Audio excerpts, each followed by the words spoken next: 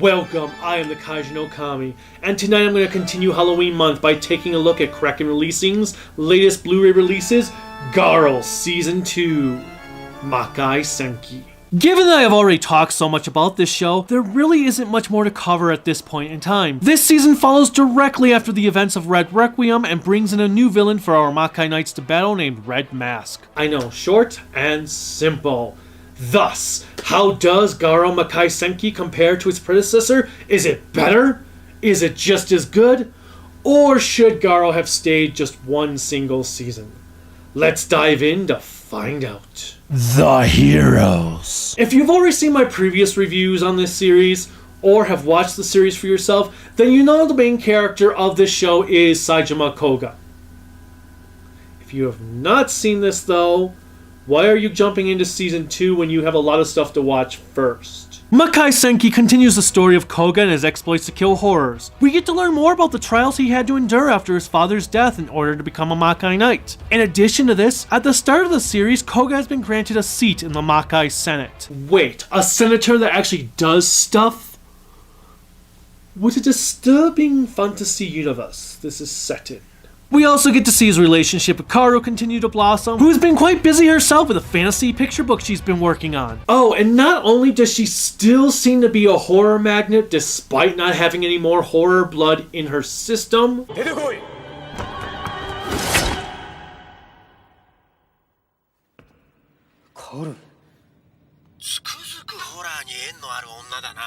but she still can't cook according to Gonza's reactions. 私腕によりをかけて作ります。私も手伝おうか。いえ、めっそうもございません。遠慮しないで。いやいや、遠慮ではなくてこれは私の仕事。All of our favorite characters from the previous seasons, specials, and movies return here, including Jabi, Reika, who has an interesting introduction to Karu, 声がうるさい。だから女は嫌いだ。 Tsubasa, and most importantly, the fan favorite Rei.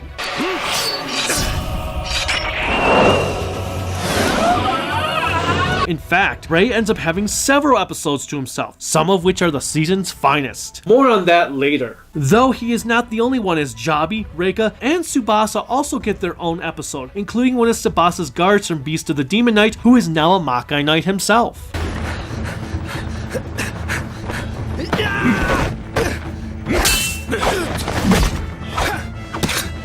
Of course, just because we have all kinds of returning characters does not mean there aren't a few new ones. The biggest addition to the show is another Makai priest by the name of Leo Fudo. Ozono Nakamura portrays this man deemed as the second coming of Amon, for his ingenuity as we come to learn that he is the inventor of the Go Ryus we saw in Red Requiem.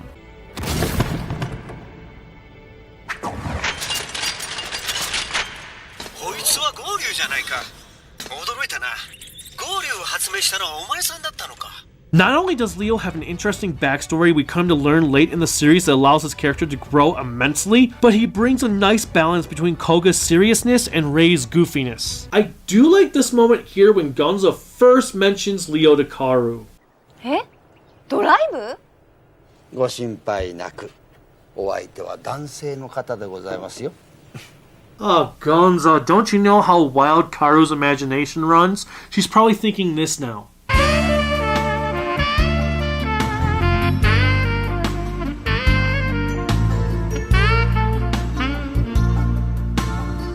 There's also an episode where he and Karu go on sort of a spirit journey together. He originally planned to go by himself, but...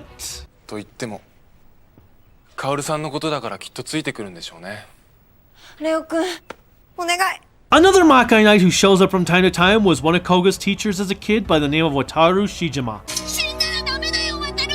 ここで死んだらあの男の思うままだよ。俺が死ぬだと。 You may recognize actor Kenji Masuda as he portrays Zanki in Kamen Rider Hibiki, Jiro the Werewolf in Kiva, he's in the film Versus, and he is the voice of Raizo Gabi in Ninja. Also, Koga's boss Grace is played by Ultra 7's Yuriko Hishimi.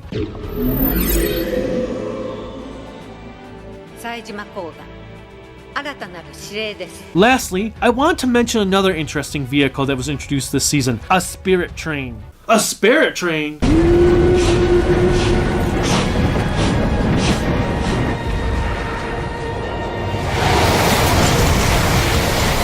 Holy shit, that is awesome! 'Cause that's the way things happen on the Polar Express! The villains. As I already mentioned, there is a new villain this season named Red Mask that Kouga has to deal with in addition to the horror threat. At the start of the show, Red Mask shows us his threat level as his first move is to curse Kouga with a death mark deemed the Mark of Destruction.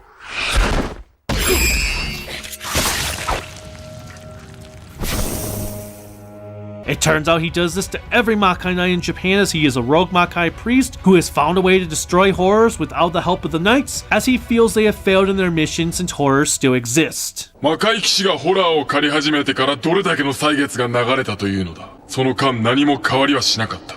ただホラー討伐に明け暮れるのみ。魔界騎士ごときに任せておいては、この世に平和など永遠に訪れはしないのだ。Okay, when he puts it like that, you can't help but understand his point of view, which is one of the most interesting aspects about this character. He's doing what he feels is best for the greater good, even if he is going about it in the wrong way. Not only that, but he also has the ability to control physics, because goddamn, the lack of physics in this show is even more outstanding than it was in the previous season.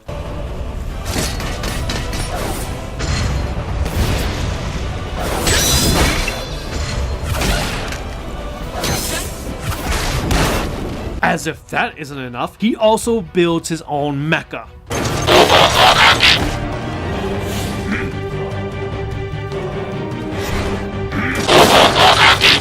I love Kiba, but you are so much cooler. Finally, if you remember back to Kiba the Dark Knight, Kiba's assistant girl mentioned a sleeping corpse of a monster called Ganon. Not the Zelda one. Well, we also learned that it is Red Mask that has taken the corpse, as it is part of his extermination plan. 深く眠れし太古の赤き魔獣、メシアの牙、ギャノンよ、我にその偉大な力を捧げよう。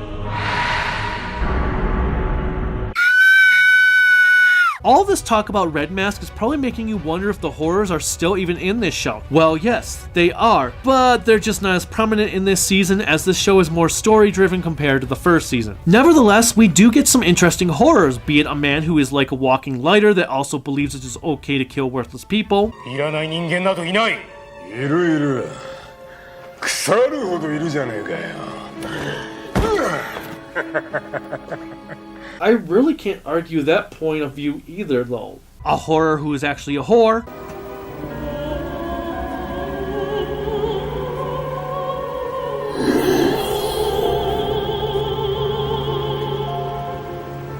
And a tree. Wait, a Makai tree?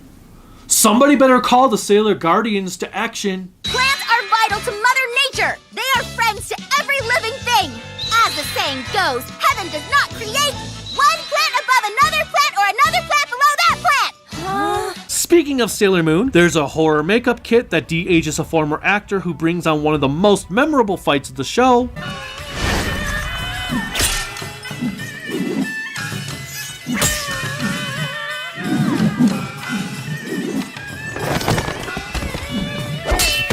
There's this demon thing that I really wanted to hear say something like this. My name is Kouga, the greatest swordsman of all demons. And this one.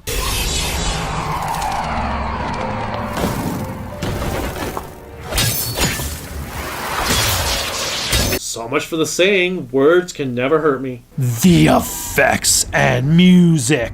Given that this show came out 6 years later, was shot in HD, and had a bigger budget, of course the effects are going to be vastly superior. The CGI is so much better this time around, not to mention the suits are much shinier when they are done in CGI. Of course, that doesn't mean the practical effects are non-existent, as there continues to be a balance between practical and computer effects like the first season had.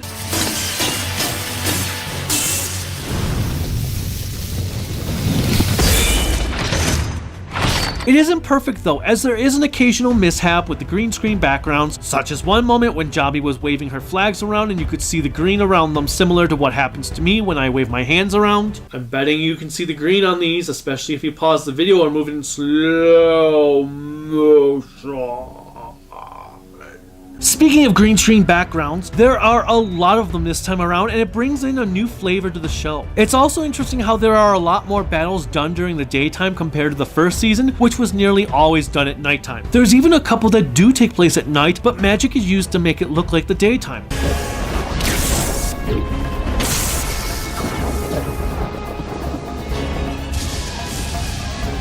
I'm not sure if they figured due to the higher budget they could get away with daytime battles compared to the first season, where the CGI would have been a lot more noticeable in the daytime, or what. But it seems odd, and yet it feels like a nice change of pace. On the other hand, for being a horror show, the video looks too clean to me. One of the things I loved about the first season was the use of grain. The second season has none of that. The best comparison I can really say if you are a horror movie fan is that to watch a slasher film from the 80s such as Halloween 2 or Friday the 13th, and then compare it to a slasher film of the 90s like Scream or Halloween H2O. Something just feels off about the way it was filmed, for me anyway. At least the camera work remains stellar.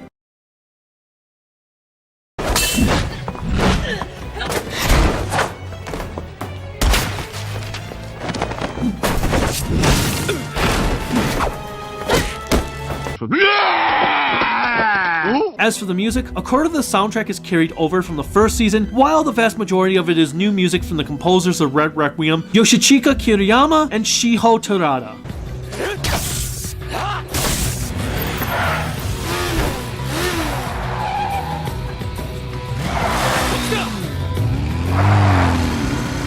The new tracks are quite exceptional, especially some of the new battle music.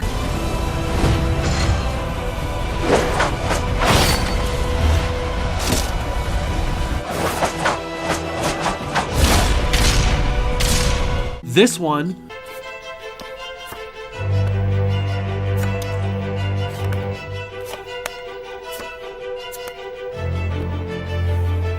and this track here,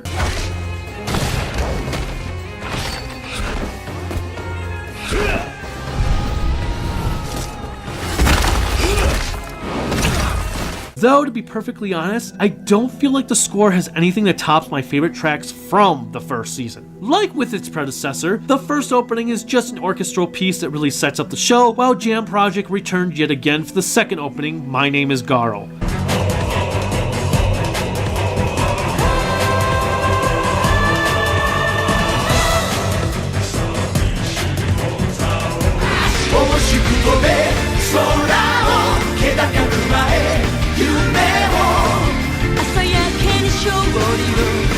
Masami Okui composed and sung the two ending themes, Predestination and Promise Without You.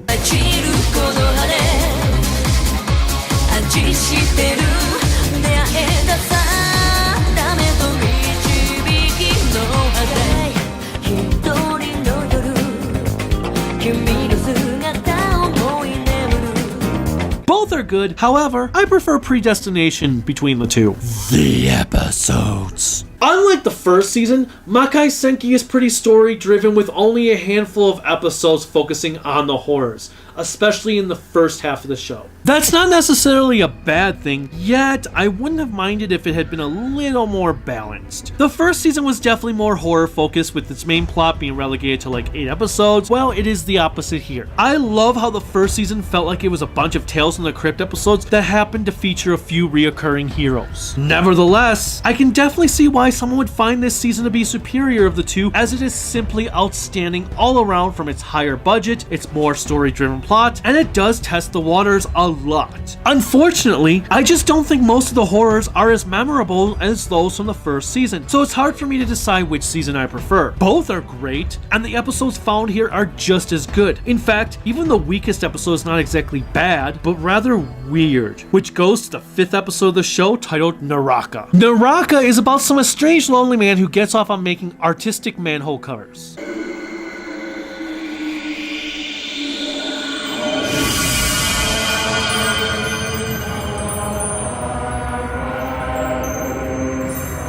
Is this a thing in Japan?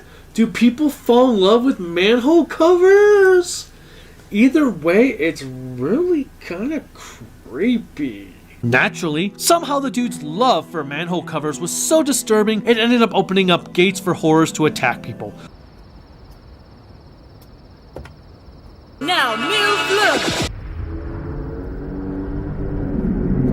So the horror of the week pays him to make more of them. That's pretty much it. It's a bare-bones story that has very little substance, and anything is probably the weakest episode between both seasons.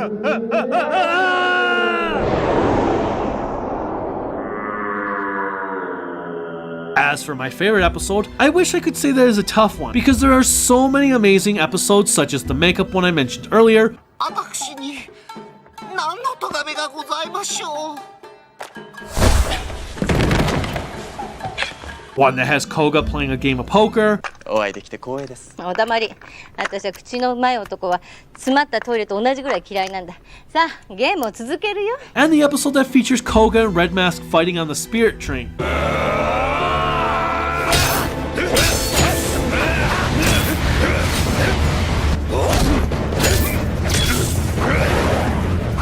At the end of it all, my favorite episode is by far the one titled Demon Sword. Demon Sword is an episode celebrating the 50th anniversary of TFC, the film company who produces the Garo franchise, featuring an opening similar to those found in samurai films.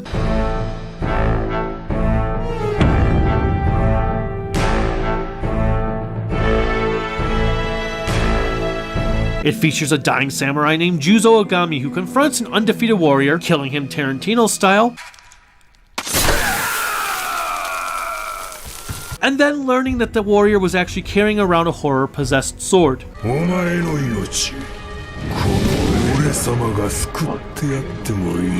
to the samurai's illness, the sword keeps him asleep for a few hundred years to heal, waking him up in the modern day, telling him to kill people. They are all against you, Bart. You must kill them all. They all must die.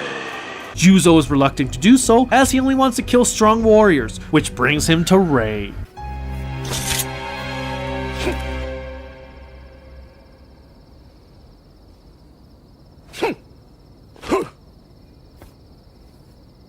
This is the age of taking action.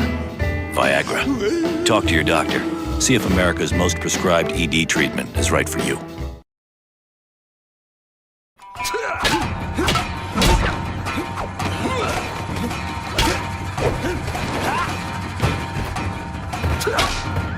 It's a pretty damn entertaining episode with some excellent action set pieces, top-notch fight choreography, and an amazing score to enhance the experience.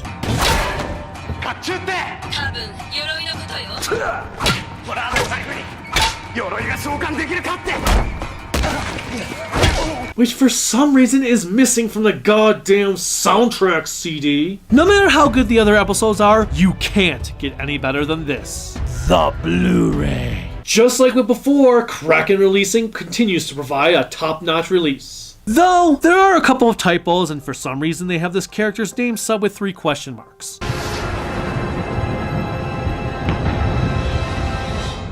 I have no idea if that is what the characters actually translate to, if that was just someone putting them there as a placeholder until they got the actual translation and forgot to fix it, or what, but it was quite funny to see, though annoying. Also, while it's not exactly a bonus feature, the 25th episode of the show was just a clip show episode and was titled as a special episode when it aired. It's kind of strange Kraken included it on this set while they did not include the special episode for the first season, but whatever. It's a pretty boring episode as it just recaps Kouga's adventures from everything up to that point that had aired, though it does have some new footage during its last 90 seconds or so. One frustrating part is that the video quality for the Beast of Demonite footage looks so much better here than it did on the special's actual Blu-ray. Garo Makai Senki makes a lot of satisfying improvements over its predecessor, even if there are a couple areas I felt worked better in the first season. Nevertheless, this season is the very idea of perfection, which is why I am going to give it a solid 5 out of 5 grown-ups in spandex. If you are a Garo fan, purchasing these discs is a no-brainer, especially with the quality that Kraken Releasing has been providing us with. Until next time, bye.